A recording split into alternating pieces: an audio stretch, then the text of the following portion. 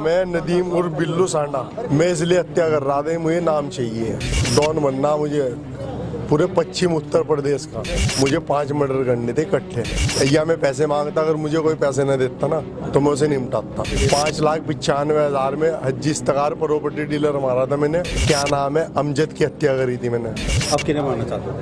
अब आजम मिर्ची का और बुरा मुखबर हसीना का। क्यों है? क्यों मारना चाहते? वो मेरे से दुश्मनी करे थे। अच्छा।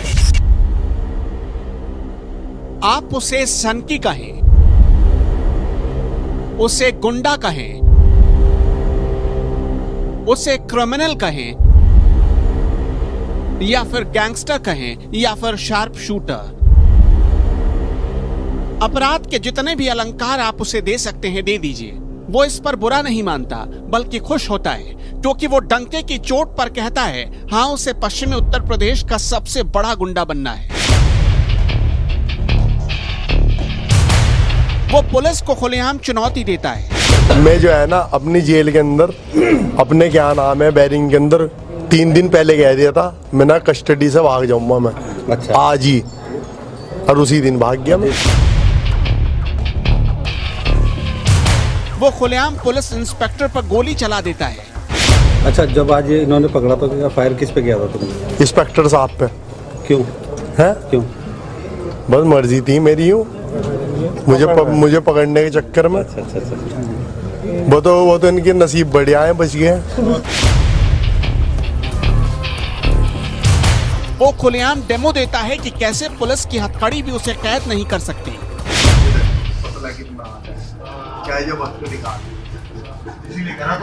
एक दिन जज साहब के आगे मैंने है ना वो में कह दिया था, मगर जज साहब ये देखो मैं तो भाग जाऊंगा।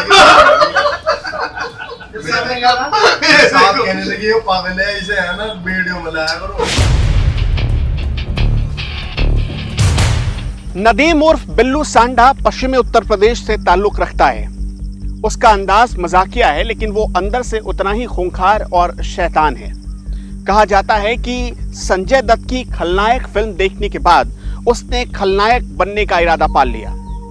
इस फिल्म को देखने के बाद ही उस पर मर्डर करने का भूत सवार हुआ। वो अपने नाम का सिक्का दहशत की वजह से कायम करना चाहता था। वो संजय दत्त की तरह खलनायक बनने की खातिर एक दिन मर्डर, अपहरण और लूटपाट करना शुरू कर दिया।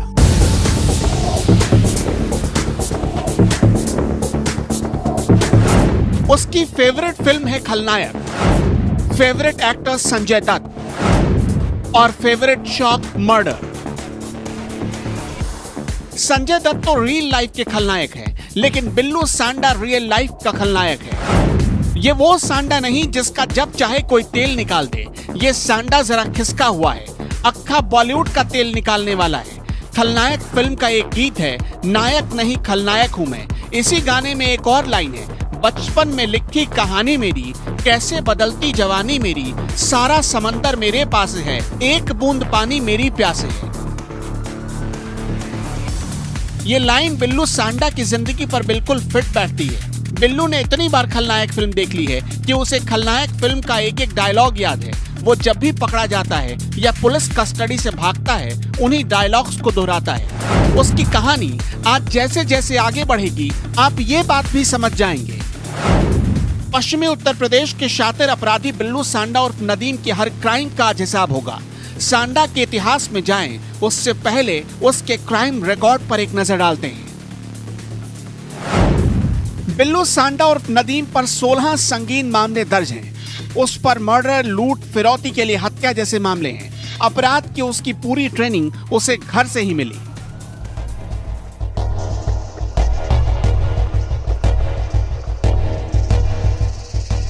नदीम उर्फ बिल्लू सांडा सहारनपुर में पहले छोटी मोटी क्राइम किया करता था, लेकिन तब ना तो लोग और ना ही पुलिस उसे अहमियत देती थी।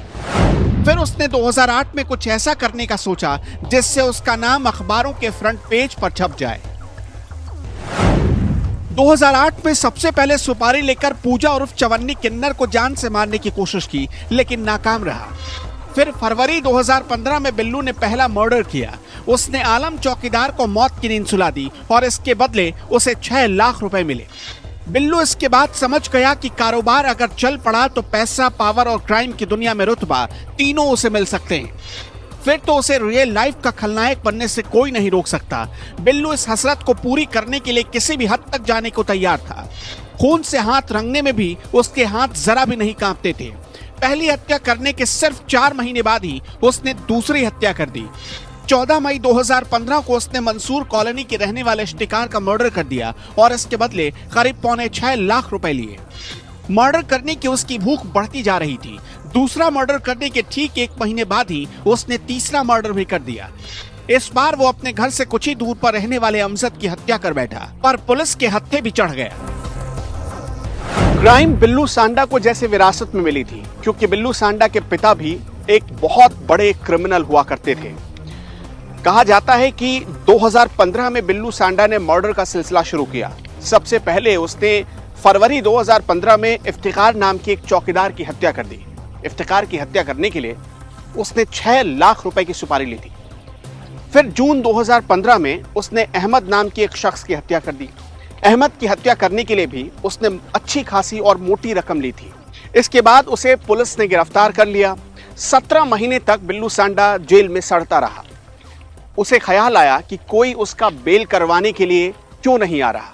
फिर उसने जेल के अंदर से ही जेल तोड़कर भागने की प्लानिंग की और इसमें वो कामयाब भी हो गया।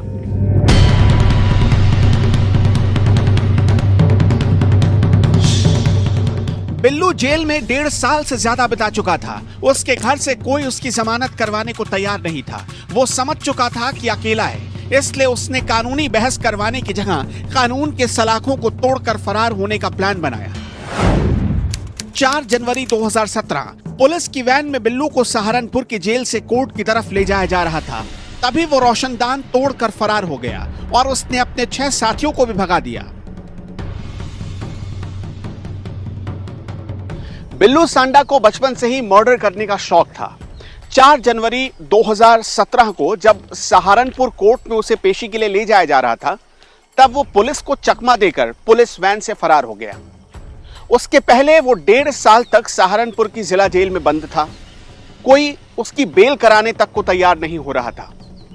फिर उसने एक प्लान बनाई। वो एक दिन जेल तोड़कर अपने 3 साथियों के साथ फरार हो गया।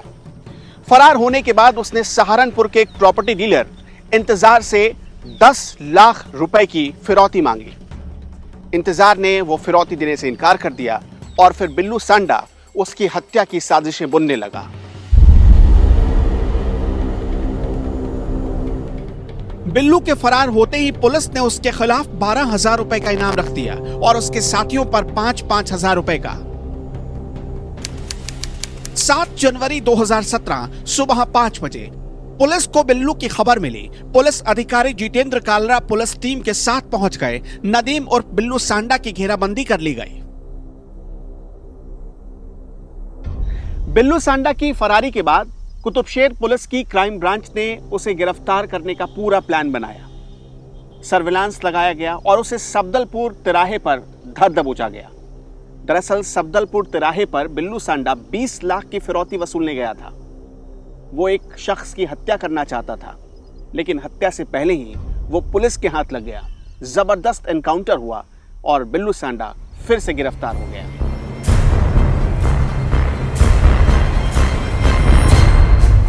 खुद को घिरा देखकर बिल्लू ने पुलिस की टीम पर फायरिंग शुरू कर दी।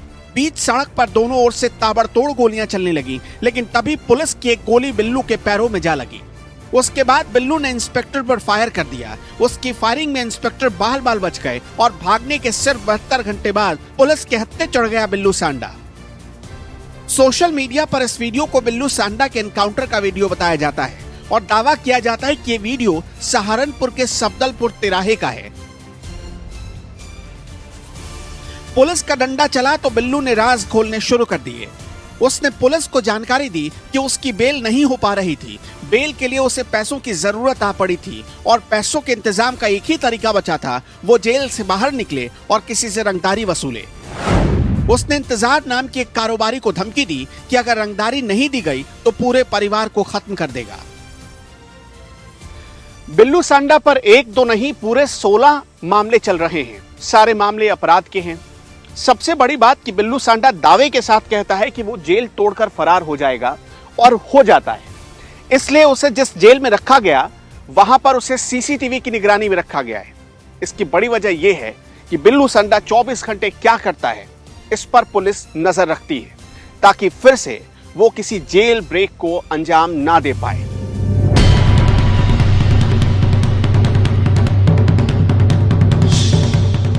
बिल्लू सांडा फिलहाल सहारनपुर की जेल में बंद है, लेकिन अब वहां पुलिस का तगड़ा पहरा रहता है। उसकी सारी हरकतें पुलिस जानती है और इस बार तैयारी ऐसी है कि बिल्लू सपने में भी भागने की नहीं सोच सकता।